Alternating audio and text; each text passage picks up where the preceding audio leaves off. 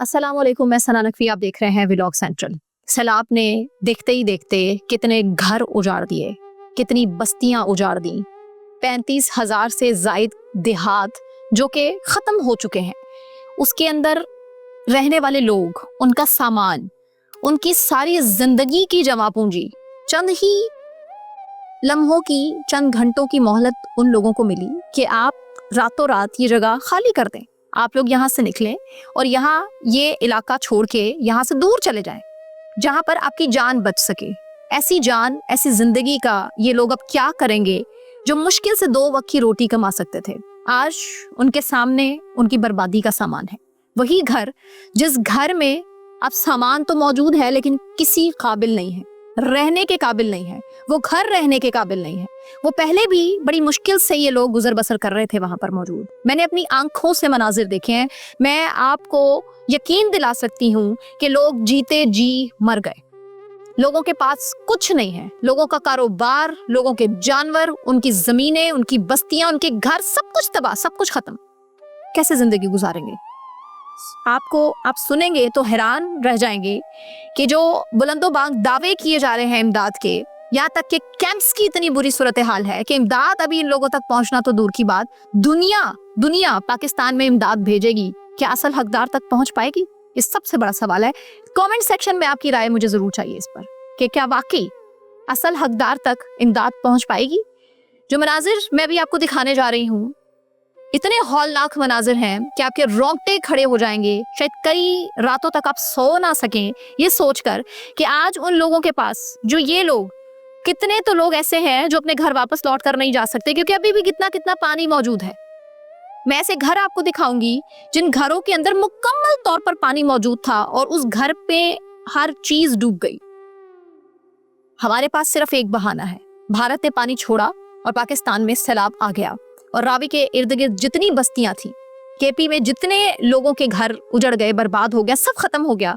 उसका जिम्मेदार कौन है उसका जिम्मेदार? आप मनाजिर देखिए तो आप हैरान रह जाएंगे कि ये अभी भी वहां रेस्क्यू की टीम्स पहुंच नहीं सकती। लोग परेशान हैं और ये एक घर के मनाजिर हैं जो मैं अभी आपको दिखाने जा रही हूँ। सोचें कि 35,000 से जायद गांव और कितने लाख, एक फिगर जो हमारे सामने गवर्नमेंट की तरफ से है कि 16 लाख अफराद इससे मुतासिर हुए हैं। अब सोचिए, क्या ये फिगर्स ठीक हैं? क्या ये फिगर्स दुरुस्त हैं? क्या एक गांव देहात में इतने से लोग होते हैं? 35,000 से ज्यादा अगर गांव हैं तो उनमें कितने लाख लोग मौजूद होंगे? बच्चे, बड़े, खवातीन, बूढ़े, कितने लोगों की जिंदगियां, कितनी खवातीन का जहेज का सामान, कितनी लोगों की सारी जिंदगी की जमा पूंजी, कैसे भरपाई होगी इस नुकसान की? मैं नहीं समझ पा रही। कम से कम ये मनाजिर आप देखिए। बुशरा भट्ट हमारी नुमाइंदा इस वक्त वहां मौजूद हैं और वो किस जगह मौजूद है, रावी के किस कोने में है और किस घर को कैप्चर कर रही हैं और वहां के लोगों की कैसे दादरसी कर रही है, किस तरह, कितनी तकलीफ में ये लोग अपना मंजर बयान कर रहे हैं, अपना घर दिखा रहे हैं और उनको पता है कि अब इनके साथ जिंदगी कितनी आने वाले टाइम में तल्ख होने वाली है। पहले आप मनाजिर देखिए जी। बुशरा नाज़रीन, इस वक्त हम मौजूद हैं फर्रुखाबाद आबादी में, जो कि रावी के बिल्कुल ही बैक साइड पे लगती है। अब कहा जा रहा था कि जी इतना कोई नुकसान नहीं हुआ है, लेकिन आप मेरे पीछे देख सकते हैं कि 1-2 दिन गुजर चुके हैं, जबकि उसके बाद भी यहाँ पर पानी जो है वो उसी तरह से भरा हुआ है और यहाँ पर चलना भी मुश्किल है। वहाँ पर कुछ लोगों से बात करते हैं क्योंकि वो जो है अपनी मदद आपके तहत जो है सामान अपना छतों पर रख रहे हैं, क्या कर रहे हैं उनसे चल के जानते हैं।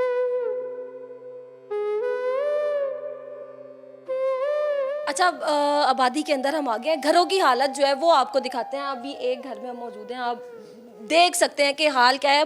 ये कह रहे हैं कि यहाँ तक जहाँ आपको निशानात नज़र आ रहे हैं, पानी जो था वो यहाँ तक भर चुका था। अब ये इनकी पेटी है, ये इन्होंने अपनी मदद आपके तहत जो है इसको उठा के सही करके रखा है। ये पानी में बह गई, जो भी हुआ उलट गई और इसके अंदर जो सामान है जितना भी, वो कुछ भी नहीं बचा है। अब ये पेटी के अंदर से ये बिस्तरे, इनके ये हाल आप देख सकते हैं। ये सब कुछ जो है वो उसके बाद ये कहा जा रहा है कि यहाँ पे जो है पानी निकलने के बाद दलदल जो है वो भी इतनी थी कि आपके पाँव जो है वो बिल्कुल ही डूब रहे थे। और अभी भी हम आपको वो रास्ता दिखाएं जहाँ से हम इनके घर में आए हैं तो वो भी दलदल से भरा हुआ है।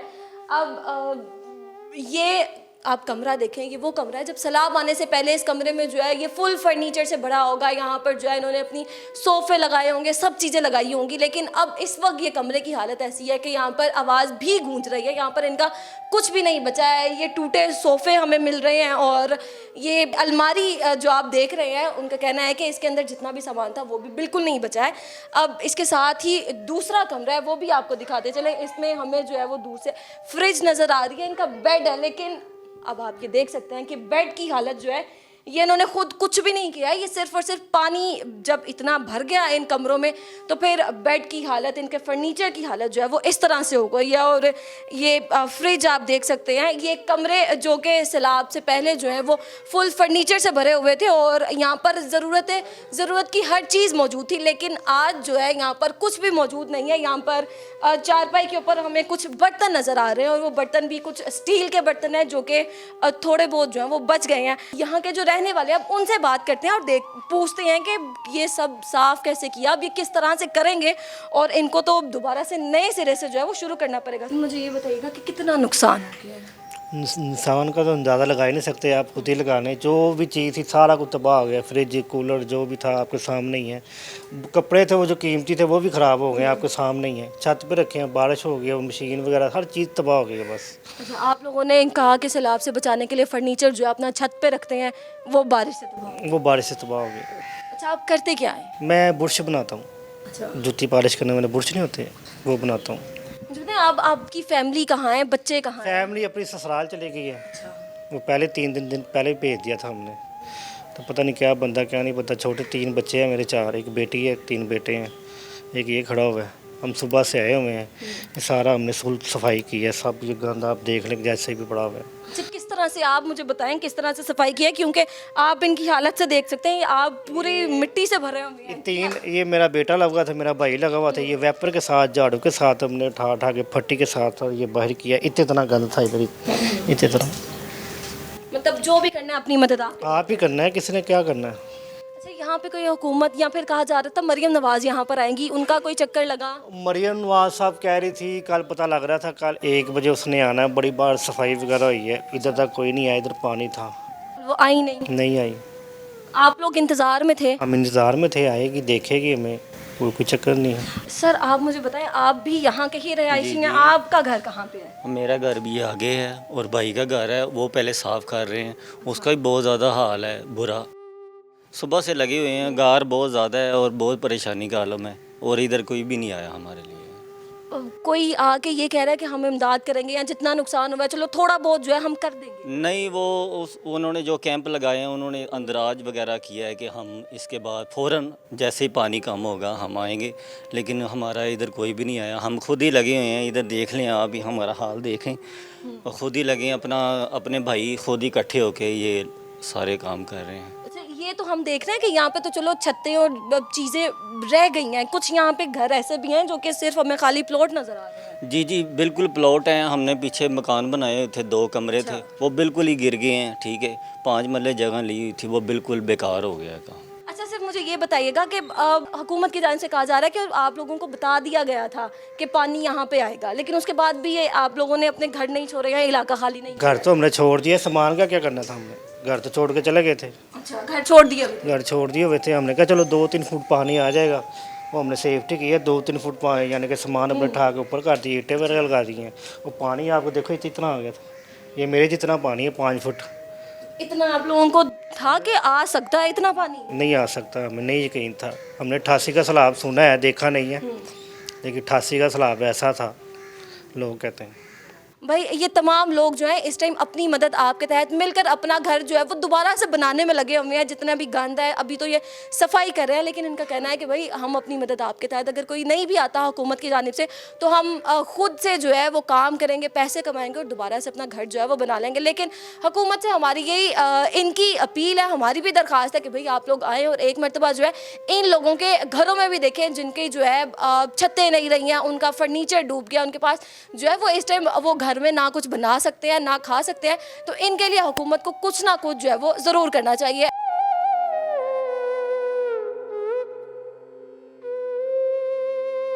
मुझे बताएं अब आपका नुकसान क्या हुआ है और अब आप हुकूमत को क्या कहना चाह रही हैं? हम यही कहती हैं हमारी मदद करें, इधर ना पानी के लिए कुछ है ना लाइट है, कोई चीज़ नहीं है बच्चों के लिए, हम क्या करें। कितने दिन हो गए लाइट? ये 4-5 दिन हो जब से सैलाब हुआ तब से लाइट नहीं है इधर। कैंप लगे हैं ना वो जो उनसे पहले इंदराज हो गए थे ना जो लोग, तो हम लोग तो पहले रिश्तेदारों के घर चले गए, अब उधर भी हम काफ़ी कहाँ इतने दिन रहते, तो फिर हम घर वापस आए हैं तो उन लोगों ने कैंपों में कह रहे अब इंदराज नहीं होना, यही कह रहे जो पहले जो बैठ गए हैं वो बैठ गए हैं, वो लोग जो बैठ गए हैं। अब हम लोग, हमारे लिए यही है कि आप लाइट भेज दें, हम लोग अपने घर में सुकून से रहें। इनके पास पीने को साफ पानी नहीं है और बच्चे अपनी मदद आपके तहत, मतलब अवाम लोग जितने भी लोग हैं अपनी मदद आपके तहत दोबारा से अपनी नई ज़िंदगी शुरू करना चाह रहे हैं और वो कह रहे हैं कि हमें बिजली दे दे, लाइट आ जाए, बाकी तो वो आपने खुद करना है। हमें लाइट की ज़रूरत है, बस लाइट आ जाए, लाइट के बगैर बैठ सकें, लाइट नहीं है। मसला इनका है लाइट का। 4 दिन से लाइट नहीं आ रही। जो इधर बैठे हुए हैं वो समझ लें कि इस वक्त परेशान हाल में बैठे हुए हैं। बिल्कुल अंधेरा है, अभी सुबह की टाइम है, वो तो लाइट बस वैसे ही सूरज की रोशनी होती है, तो इस टाइम जो है अब रात का टाइम हो गया, अब लाइट वगैरह पंखे बंद हैं, बच्चे सो नहीं रहे, कोई इधर रो रहा है कोई इधर रो रहा है, ये मेन मसला इनका लाइट का इस वक्त। ठीक है, अच्छा सैलाब से जो इनके घर जो है वो तो मुतासिर हुई हैं, इनकी ज़िंदगियाँ मुतासिर हुई हैं, लेकिन सैलाब के बाद जो है ये कह रहे हैं कि भाई 4 दिन हो गए हैं हमारे घरों में लाइट नहीं है, दिन की रोशनी में किसी ना किसी तरह से गुजारा हो जाता है, लेकिन रात में अंधेरा, ऊपर से इनके घर जो है वो दलदलों से भरे हुए हैं, पानी है और सब कुछ टूट फूट का शिकार है, तो ये बिजली नहीं होगी तो अपने घरों में किस तरह से रह सकते हैं। तो मरियम नवाज़ को कुछ कहना चाहेंगे? हम ये कह रहे हैं हमें बिजली दे दें, बस आपकी बाकी मदद होना और लाइट चाहिए। लाइट चाहिए हमें, वो हमें मिले ना मिले, वो रब पे हम उम्मीद रखते हैं, बंदों पे तो उम्मीद ना ही रब लगाए तो आपको उम्मीद नहीं है? नहीं, हमें कोई उम्मीद नहीं। भाई इतना कुछ इनके साथ हो गया, लेकिन इनके हौसले जो है, इनका खुदा पर यकीन जो है वो ये है कि भाई कुछ भी हो गया हम खुद ही से दोबारा से सब कुछ बना लेंगे। तो एक दरख्वास्त है इनकी मरियम नवाज से कि वो रावी में हम देखते हैं वो कश्तियों में बैठ के दिखा रही हैं और कह रही हैं कि भाई मैं देख रही हूँ सब कुछ, पंजाब विजिट कर रही हूँ, लेकिन उनको चाहिए कि फर्रुखाबाद की आबादी जो कच्ची आबादी है, यहाँ के लोगों का हाल भी आकर देखें कि जिनके घर जो है वो बिल्कुल टूट चुके हैं। यहाँ पर लोग जो है अपने घरों को ताले लगा के यहाँ से जा चुके हैं क्योंकि दलदल इतनी वो एक कदम भी नहीं रख सकते। तो मरियम नवाज साहिबा को चाहिए खुद यहाँ पर आएँ, अपना कोई हुकूमती नुमाइंदा जो है वो यहाँ पर आकर भेजें ताकि इनकी जो है थोड़ी मदद हो सके। बहुत शुक्रिया बुशरा, आपने अपडेट किया, मजीद भी आपसे अपडेट्स लेते रहेंगे।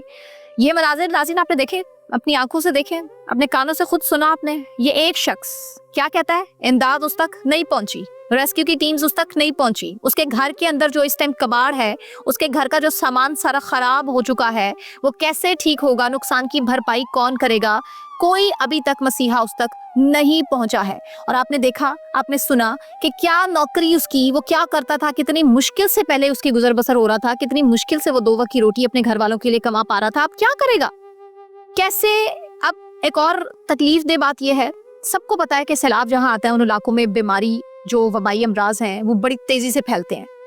हमारे पास जो कैंप्स मौजूद हैं, जिन कैंप्स में इन सैलाब से मुतासर लोगों को रखा गया है, उन कैंप्स में साफ पीने का पानी तक मौजूद नहीं है, मेडिसिन्स मौजूद नहीं है, बेसिक अशिया मौजूद नहीं है। जो रेस्क्यू करने के लिए कश्तियां जाती हैं, उन कश्तियों के अंदर बेसिक सामान मौजूद नहीं है। जो नुमाइंदे अपने आंखों देखा हाल बता रहे हैं, जो रिपोर्टर्स वहां मौजूद हैं, जो फील्ड में है, जो फील्ड में उतर के वहां पर पानी में उतर के लोगों की तकलीफ आप तक पहुंचा रहे हैं कैमरे के जरिए, वो इस टाइम परेशान हैं। वो कहते हैं कि हमारी आंखों में आंसू आ जाते हैं जब हम वाकई इन लोगों की तकलीफ सुनते हैं कि कितने दिन बाद ये अपने घर में वापस जा पाएंगे। कितने तो लोग ऐसे हैं जिन्हें पता है कि उनका घर अब रहने के काबिल ही नहीं है, और कितने देहात और घर गाँव के ऐसे हैं जो कि पानी में बह गए और उसी पानी के अंदर उनका सारा साजो सामान बह गया।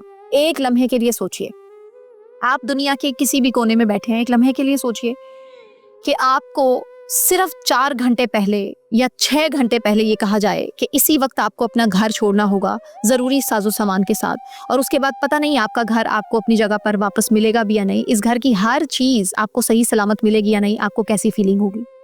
क्या आप बर्दाश्त कर पाएंगे? क्या अपना घर छोड़ पाएंगे? और कितने ही लोग ऐसे जज्बाती जो ये सोच के घर से नहीं निकले, उन्होंने घर नहीं छोड़ा कि बेशक सैलाब आता है तो आए, बेशक पानी आता है तो आए, ये घर हम छोड़कर नहीं जा सकते क्योंकि इस घर की हर चीज़ हमारी है, हम वैसे भी इस घर को छोड़कर जाकर क्या करेंगे। और कितने लोग इसी तरह उस पानी में, उस सैलाबी रेले में बह गए। अब मजीद अपडेट ये है कि 8 लाख क्यूसिक का बड़ा रेला भारत ने छोड़ दिया है।